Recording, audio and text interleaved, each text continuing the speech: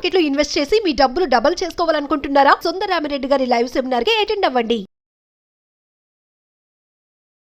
ప్రస్తుతం మనతో ఉన్నారండి ఒక lecturer, Sanskrit lecturer, Anantapuram lecturer. అంటే బాగా అందరికీ ఇన్స్టా ఫాలో అయ్యేవారు మాత్రం ఖచ్చితంగా అనంతపురం లెక్చరర్ గురించి అందరికీ తెలుసు, చాలా మందికి తెలుసు. మామూలుగా మనం కొత్త బంగారు లోకం సినిమాలో రావు రమేష్ని చూసాం.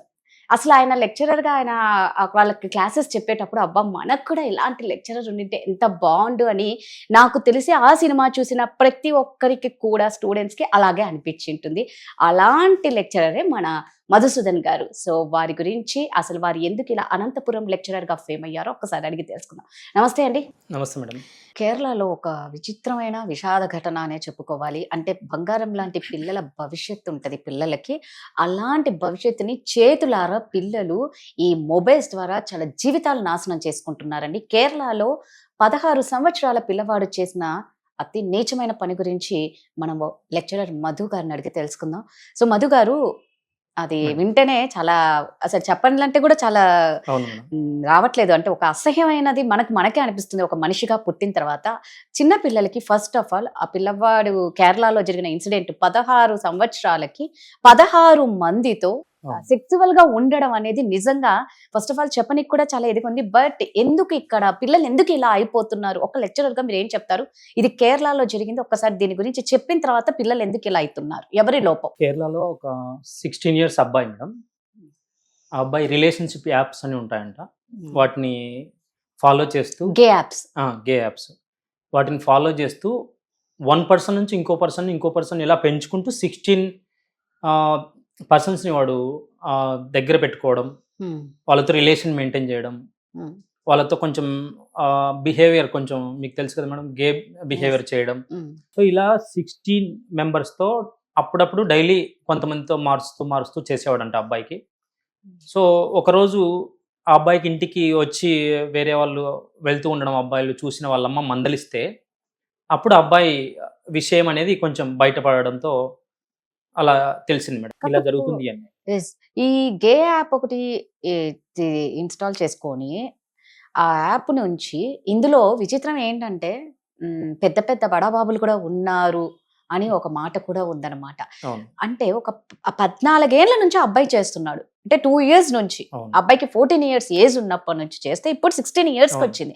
ఈ 2 years ఈ అబ్బాయి ఇలా చేస్తున్నప్పుడు ఇంట్లో పేరెంట్స్ అనేది పిల్లవాళ్ళ బిహేవియర్ ఎలా ఉంది? అబ్బాయి ఈ ఊరే కాదు వేరే ఊరికి కూడా వెళ్ళిపోతూ ఉన్నాడు అనేసి అన్నారు. ఈ రోజు వాళ్ళ అమ్మ కంట పడింది కాబట్టి ఒక పెద్ద ఆయన బయటకు వస్తూ ఉంటే ఏంటని నిలదీస్తే వాళ్ళ పద్ధతిలో అడిగితే పిల్లవాడు చెప్పాడు. బట్ 2 ఏళ్ల నుంచి ఆ పిల్లవాడు అలా బిహేవ్ చేస్తున్నప్పుడు ఇది ఎవరి నిర్లక్ష్యం అండి? మొబైల్ అందుకే మనం పిల్లలకి ఇస్తే కనిపెట్టుకొని ఉండాలి. ఎవరి నిర్లక్ష్యం? మీరు చెప్తుంది 100% కరెక్ట్ మేడం. అసలు పేరెంట్స్ వాళ్ళ బిజీ లైఫ్లో వాళ్ళు ఉన్నారు మేడం. సో వాళ్ళు పేరెంట్స్ ఎక్కడికి వెళ్తున్నారో స్టూడెంట్స్కి తెలియదు. ఎందుకంటే వాళ్ళు పొద్దున్నే వెళ్ళిపోతారు.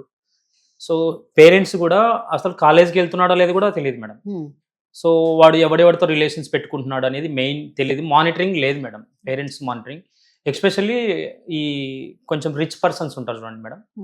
సో ఆ పేరెంట్స్ అనేవాళ్ళు వాళ్ళ బిజీ లైఫ్లో ఉంటారు. వీళ్ళు కూడా రిచ్ లైఫ్ లీడ్ చేస్తుంటారు అబ్బాయిలు.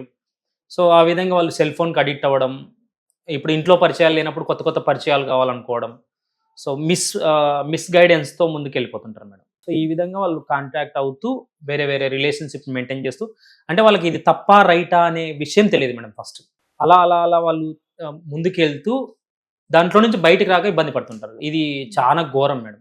అసలు అది ఆలోచిస్తేనే భయంకరంగా ఉంటుంది. అంటే ఇప్పుడు పిల్లవాడు మామూలుగా పిల్లలు స్కూల్ నుంచి లేట్ వస్తున్నారు అంటేనే మనకు కొంచెం టెన్షన్ ఉంటుంది. ఈ అబ్బాయి వేరే ఊరికి కూడా వెళ్ళిపోతున్నాడు అంటే పిల్లలు ఎక్కడికి పోతున్నారు ఏంటి అనేది పేరెంట్స్ బాధ్యత చాలా ఉంది కదా. పేరెంట్స్ బాధ్యత 100% ఉంది మేడం.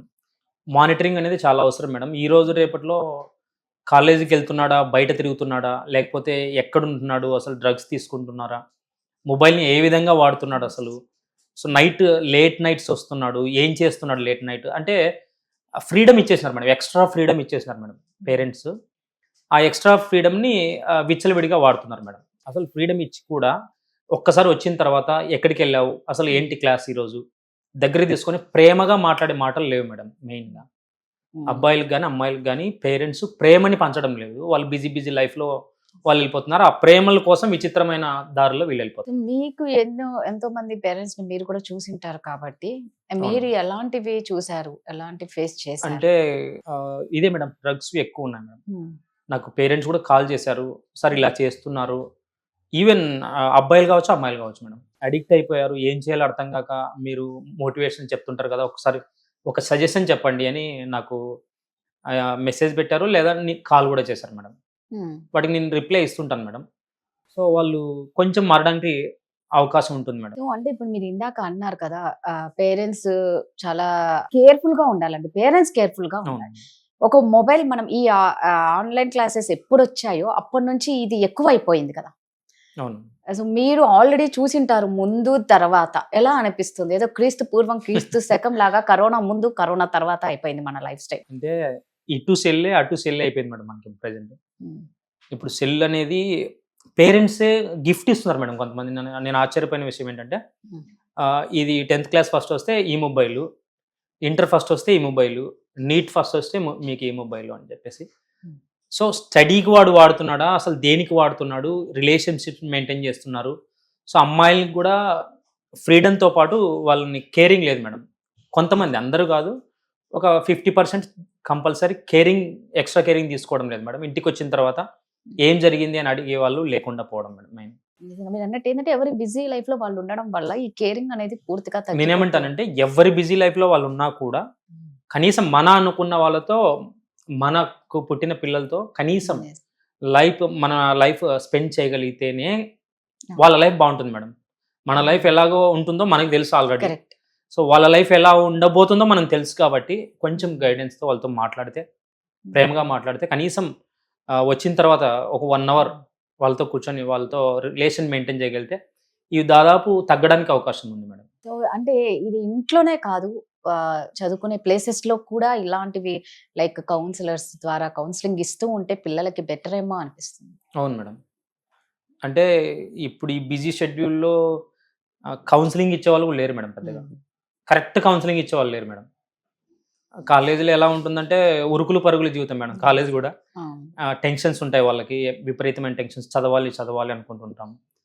సో ఈ ఎగ్జామ్స్ అని, ఆ ఎగ్జామ్స్ అని పెడుతూ ఉంటాం. ఆ టెన్షన్స్లో కొంతమంది ఇలా వెళ్ళిపోతుంటారు మేడం.